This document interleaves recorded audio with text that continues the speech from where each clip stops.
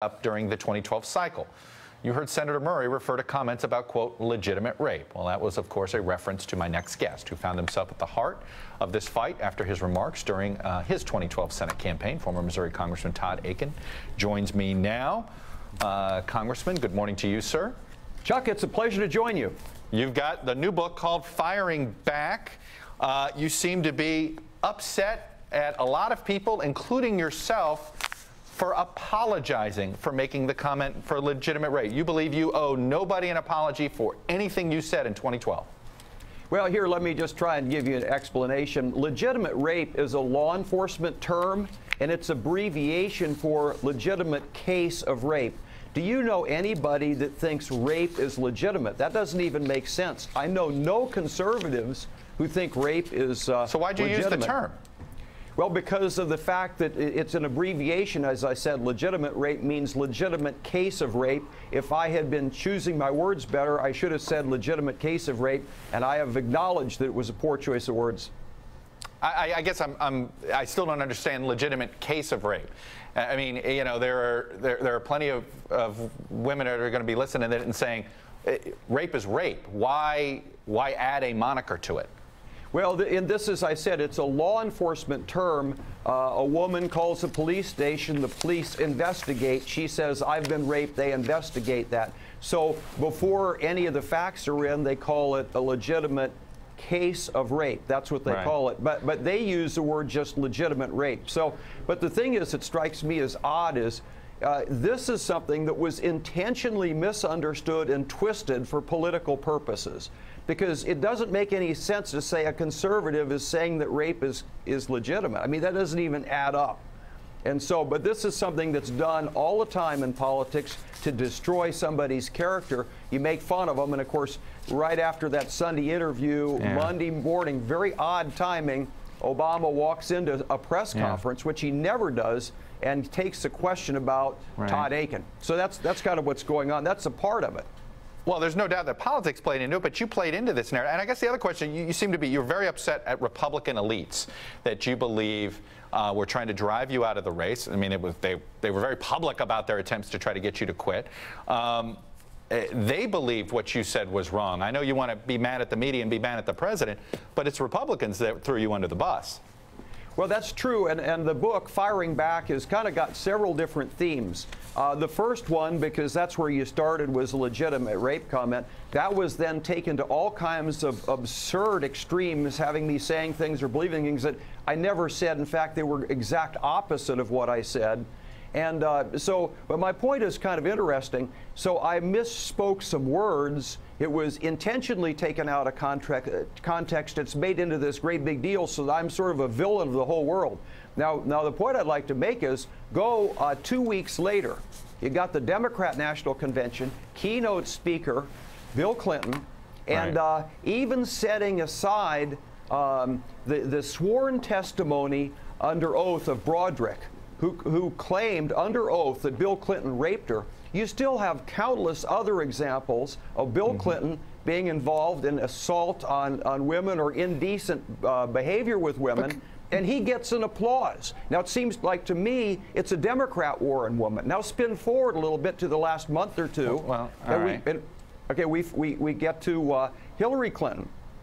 Turns out she's representing a guy who's a rapist. She knows he's a rapist. He raped a 12-year-old girl. She uses her influence. Well, wait a minute. I understand. Look. I understand you want to.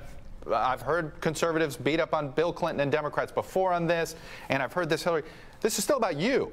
This is still about you classifying rape in this odd way. I guess let me go back and ask you this. Should abortion be legal for somebody who has been raped? Well, that gets to the heart of the question on that interview 2 years ago. And so here's the question. Should the child conceived in rape have the same right to life as a child conceived in love? That's the question. I'll say it again. Should a child conceived in rape have the same right to life as a child conceived in love? I had a number of people on my campaign that were children that had grown up that had been conceived in rape. They were helping me on the campaign. So, well, which, by the way, also undermines your argument that somehow the woman's body shuts down. Well, so that you believe that's wrong. You now don't believe that anymore. Is that correct? Well, first of all, what my comment was the effect of stress. I never said that a woman can't get pregnant who's raped. I never said that. Now, the media lied about that I said that, but I never said it. And that's why I'm talking about all kinds of absurdities.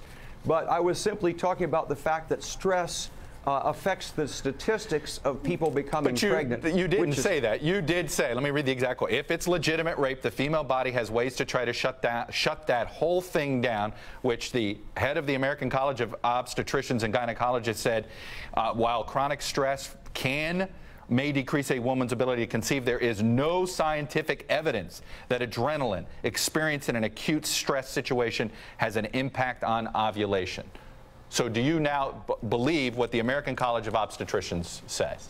Well, look, first of all, I'm not presenting myself as a doctor. There have been 6 recent studies, and we can provide you with a footnote for those, that say that stress has an effect on pregnancy. But again, that's really an ancillary question to the final question, which is, a child conceived in rape, do they have the same right to life as a child conceived in love? That was the heart of the interview question 2 years ago. I understand, and you didn't answer. You didn't answer. So I guess my question to you simply is: do you believe there's ever an instance that abortion should be legal? Ever an instance that abortion should be legal? I think that what doctors should do is to try to save life. Okay. And as earlier in that interview, I made it clear, there's a thing that's, I believe, called a tubal pregnancy, where the child has no chance to live, and the child will kill the mother if the child grows there. Now, I believe that what you do is optimize life. You save the mother's life. Your objective is not to kill a child. Your objective is to save the mother's life. I think that if you'd call that an exception, then that would be an exception. But the point is you try to optimize life, because I believe that little children are special.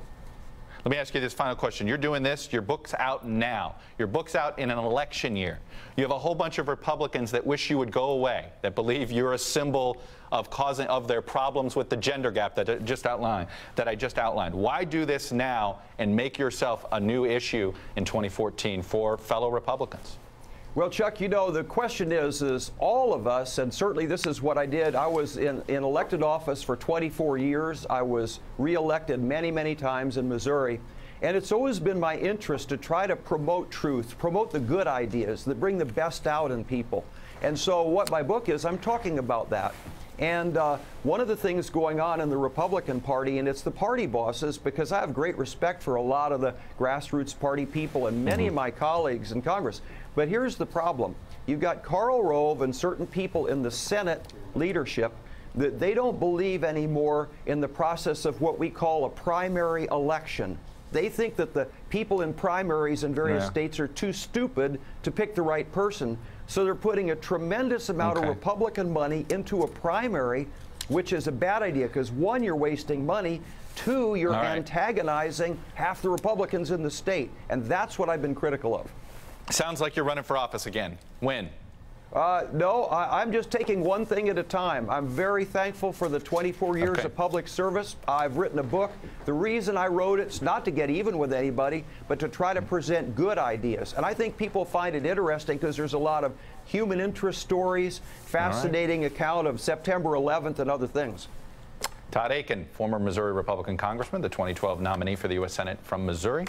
Thanks for coming on and sharing your views, sir. It's a pleasure, Chuck, and best wishes to your wonderful audience. Thank you very much.